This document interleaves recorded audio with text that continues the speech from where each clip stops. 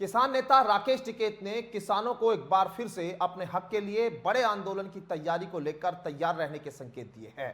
वहीं सरकार से किस तरह से लड़ाई लड़नी है, इसको लेकर भी किसानों को मंत्र दिया और टिकैत ने कहा कि जल्द एक बड़ी खाप पंचायत होने वाली है जिसमें बड़े फैसले लिए जाएंगे।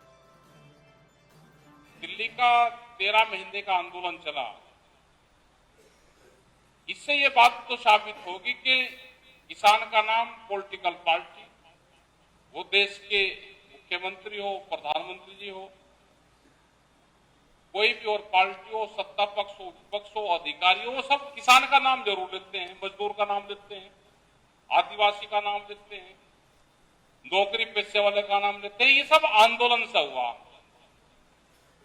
और जितना लंबा ये आंदोलन चल गया, आपका 40 साल हो गए इसको। देश को आजादी के 35 साल बाद में आंदोलन शुरू हो गया था। भाई 35 साल बाद तो सांसद आज क्षेत्र, उसके बाद आंदोलन शुरू हो गया और उससे ज्यादा ये चल गया। ये तो 40 साल से चल रहा, ये चलता रहेगा। समस्या है अपनी प्लेटफॉर्म पे, इस पे लोग अपनी समस्या उठाते रहेंगे, सरकार तक जाती रहेगी।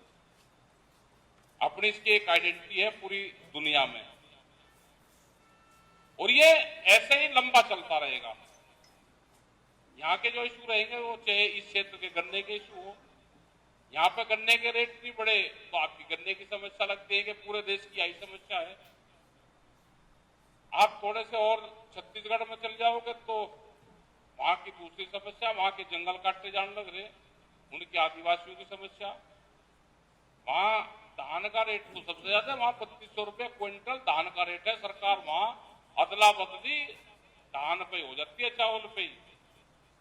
यही सरकार है 3200 रुपये का दे रही वहां पर रेट, यहाँ पे कम रेट का बिकता है।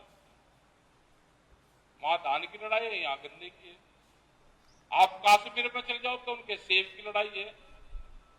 अब जैसे ये अभी जो समझौता हुआ है, जो समझौते फ्री ट्रेड एग्रीमेंट के जो समझौते भारत और अमेरिका इन कंट्री से हो रहे हैं, तो उससे सेब की किसान पर सबसे ज्यादा प्रभाव पड़ेगा।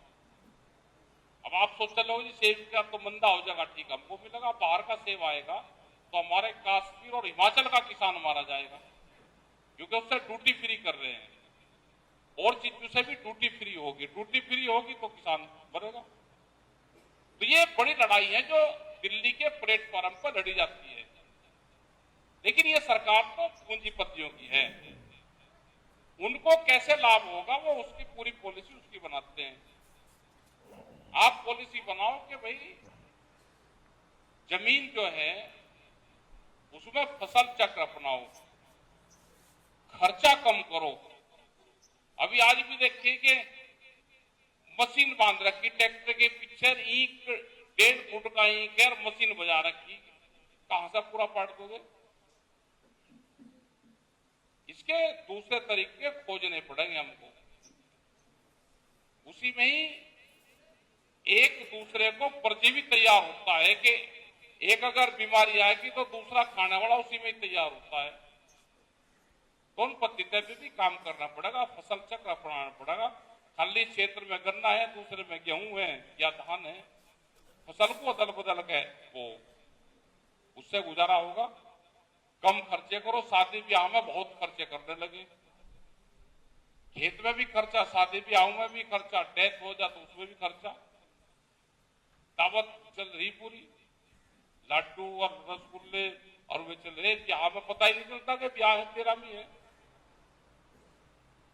तो खर्चे कम करोगे तो ही आमदनी बढ़ेगी। इसमें सब लोग अपना काम करें। अभी तो अपना गेहूं की खेत की कटाई है, उसका अपना काम करें। और ये सारे जो हमारे खाप चौधरी बच्चे, क्योंकि सोरम में पंचायत होगी तो ये गेहूं से काट ले और 15 तारीख से पहले पहले जब टिकैत साहब का अगला प्रोग्राम होगा, अगली मीटिंग जो होगी वो 15 तारीख की होगी। यहाँ पे पुण्यतिथि पे 17 नहीं होने की अगली, तो 15 में ही हो जाएगा, क्योंकि अगले दिन तो फिर क्या होगा। तो उसमें खाप पंचायत की घोषणा हो जाएगी कि कौन सी तारीख में सोरम में पंचायत होगी। उसमें बहुत से निर्णय लिए जाएंगे तो उन सब चीजों पर काम करो, उससे बहुत राहत मिलेगी।